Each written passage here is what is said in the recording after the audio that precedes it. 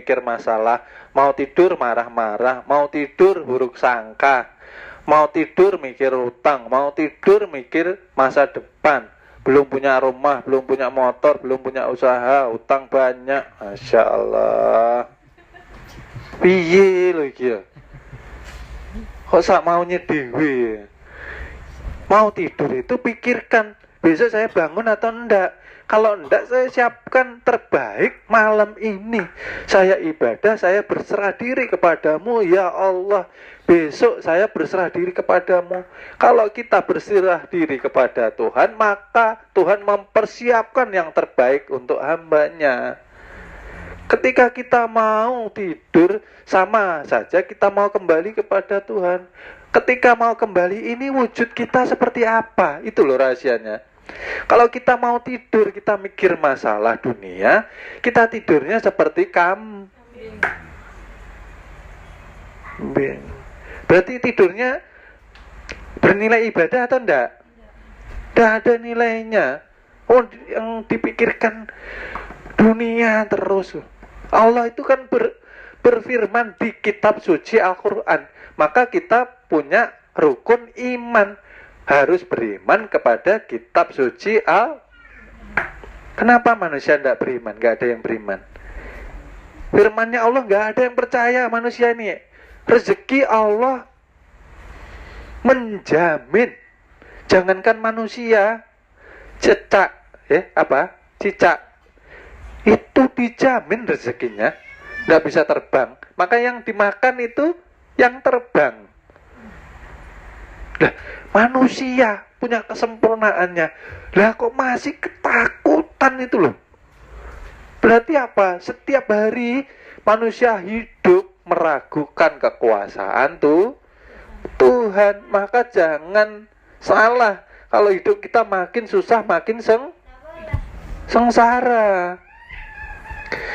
Saya sehari ini sudah lembur, sudah bekerja ekstra keras katanya. Wah, memberikan yang terbaik, tapi hidup saya kok turun ya grafiknya. Kok turun ya kesejahteraannya. Kok turun ya kenikmatannya. Karena tidak ada syukurnya sama Tuhan. Rezeki itu nggak usah engkau kejar.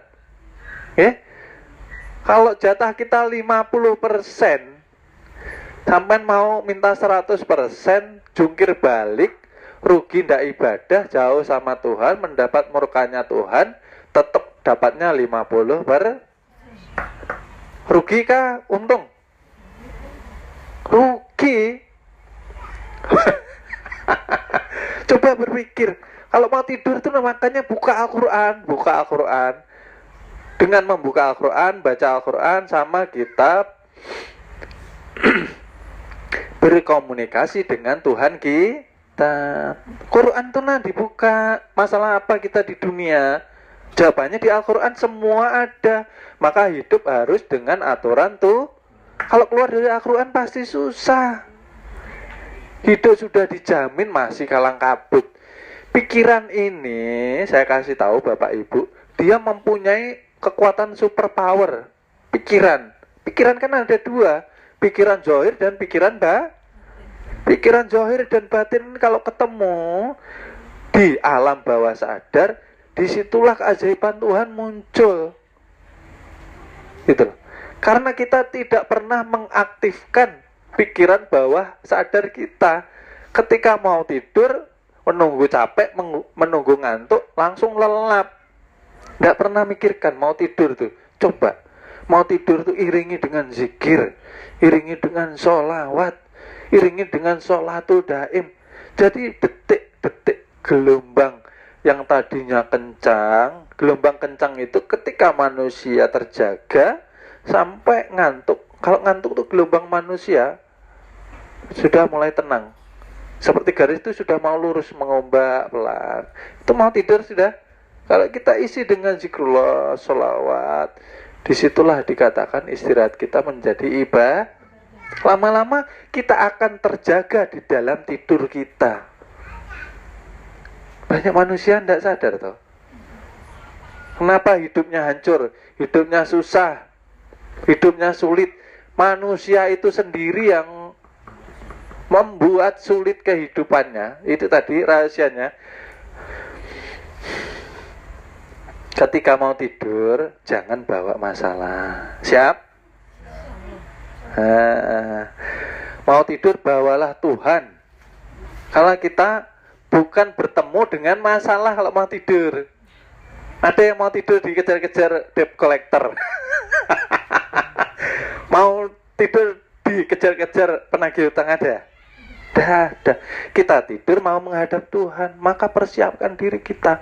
Ketika kita tidur dengan ibadah, maka yang dikatakan Muhammad, memhak memdal, betul-betul berwujud Muhammad, dia akan menyala.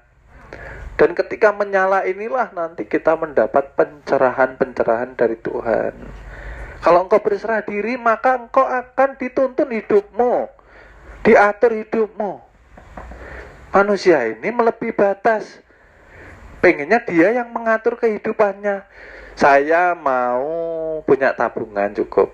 Saya mau hidup enak. Saya mau punya kendaraan yang enak. Saya mau punya usaha yang enak. Saya mau punya investasi yang enak. Enak terus manusia ini.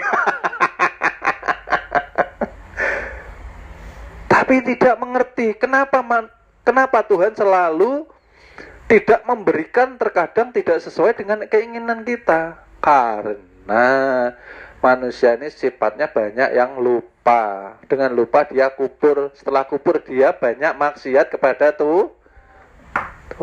Dikasih sehat itu aja loh, kubur sama Tuhan. Lupa. Setelah sehat lupa. Lupa sholatnya, lupa zikirnya, lupa sholawatnya, lupa berbuat baik kepada sesamanya, lupa menjaga prasangkanya. Karena prasangka ini poin, ya, prasangka itu poin, ya. Maka di perguruan dikatakan selalulah menjaga prasangka untuk menjadi positif. Jangan berprasangka negatif. Karena Allah berfirman, aku mengikuti sesuai dengan sangkaan Kita menyangka seperti apa? Kalau kita menyangka banyak manusia yang berburuk sangka, maka hidupnya akan sakit. Hidupnya akan sengsara. Bagaimana? Siap menjaga prasangka untuk selalu berprasangka baik? Siap? Nah, harus. Walaupun kita nyata dizolimi, walaupun kita nyata disakiti, walaupun kita nyata dihina, tetap baik sangka. Oh, mungkin ini pelajaran untuk saya agar saya tidak sombong. Mungkin ini pelajaran saya untuk banyak koreksi diri. Mungkin ini pelajaran buat saya untuk agar saya selalu ingat Tuhan.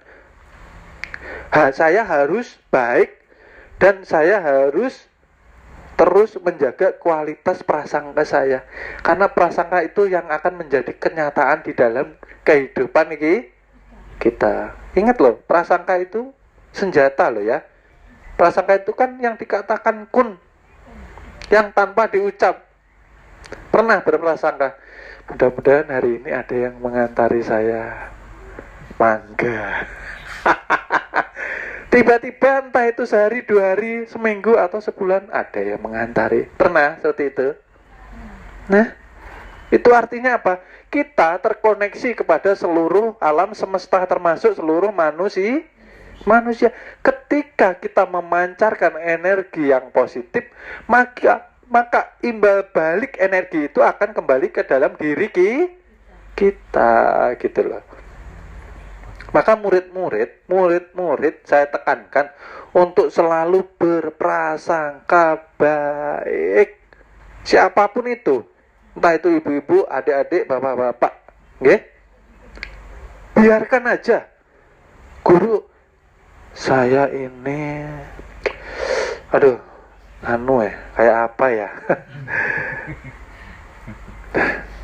Nyatanya orang itu tidak baik, orang itu begini-begini. Setiap manusia mempunyai pertanggungjawaban masing-masing kepada Tuhannya. Itu yang perlu kita catat di dalam hati kita. Jangan manusia menghakimi manusia yang lainnya. Kita tidak berhak. Kita ini sama manusia. Yang berhak Tuhan. Kenapa kita mengurusi yang lainnya? Ya? Jadi enjoy aja, santai. Karena Allah menciptakan hukum sebab akibat. Barang siapa berbuat kebaikan sebesar pasir. Pasir itu seberapa? Sebesar pasir. Maka Allah akan membalasnya pula. Begitu pula orang yang berbuat kejahatan sebesar pasir pun, maka Allah akan menghisap. Kenapa? Kenapa?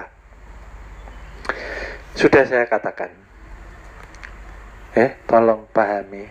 Ini untuk mempanakan diri jalannya. Kita semua hidup di dalam hidupnya tuh. Bisa manusia hidup tanpa hidupnya Tuhan? Bisa enggak? Enggak bisa ya. Manusia tanpa napas bisa hidup? Itu artinya kita hidup diliputi dengan sifat Tuhan. Kenapa kita masih mau berbuat maksiat? Saya tanya, kenapa? Kenapa kita tidak mau merubah sifat kita yang buruk? Kenapa? Berarti kita tidak mau selamat dunia akhir. Ayo, tafakur masing-masing. Buat murid di sini dan murid di seluruh penjuru. Mohon tafakur, mau tidur. Saya ini pengen selamat, tapi sifat saya kok masih ada yang buruk ya. Kenapa saya kok nggak merubah? Jelas-jelas ini yang nanti menyeret saya ke neraka. Neraka itu selamanya loh Bu, Bapak. Neraka itu selamanya. Sekarang ini sebentar loh. Kenapa kita kok ndak ada pikiran ya? Kok kita santai ya? Kan itu penyakit namanya. Berarti kita ditiupan yang namanya manipulasi syaiton. Itu ndak apa-apa, nanti tua aja taubat. Iya kalau tua. Baru lahir aja bisa kok pulang ke rahmatullah. Sampean tahu lah momennya sampean pulang. Ndak ada yang tahu. Pas kita pulang, pas kita dalam keadaan yang tidak baik, kan akhirnya su'ul khotimah. Oleh sebab itu saya himbau dengan sangat, murid ini banyak tafakur. Wong jelas perbuatan kita kalau tidak baik, sifat kita kalau tidak baik, hati kita kalau tidak baik, perbuatan kita kalau tidak baik, yang menanggung kita sendiri bukan orang lain. Perguruan ini kan mengusahakan muridnya selamat dunia akhirat. Perguruan ini kan mengusahakan muridnya mendapatkan kejayaan dunia akhirat. Dengan apa? Ilmunya Tuhan. Kita kalau hidup dengan ilmunya Tuhan, kalau kita hidup dengan Tuhan, maka kita jaya. Kita akan selamat dunia sampai akhirat. Wong nyata kok yang tidak baik ini nanti menyeret saya. Gitu loh. Itu sudah jelas. Kenapa saya pertahankan ya? Saya punya sifat keras hati. Saya punya sifat tidak mau mendengar nasihat orang. Saya punya sifat mau menang sendiri. Saya merasa benar sendiri. Saya merasa paling alim sendiri. Saya merasa paling hebat. Merasa banyak merasanya. Manusia ini kalau banyak merasanya akan terjebak di nafsu empatnya. Jangan dipertahankan. Itu nyata nanti menyeret saya ke neraka. Karena dengan seperti itu saya merasa hidup sendiri. Bagaimana ini? Kok tidak difikirkan ini loh. Kita melangkah, kita menapak kakinya yang membentuk Tuhan di alam kesucian di rahim ibu. Adakah Bapak Ibu yang bikin? Ada? Bisa? Tidak bisa. Air yang keluar dari ayah, air yang keluar. Akan kami lanjutkan video berikutnya ke seksi keempat.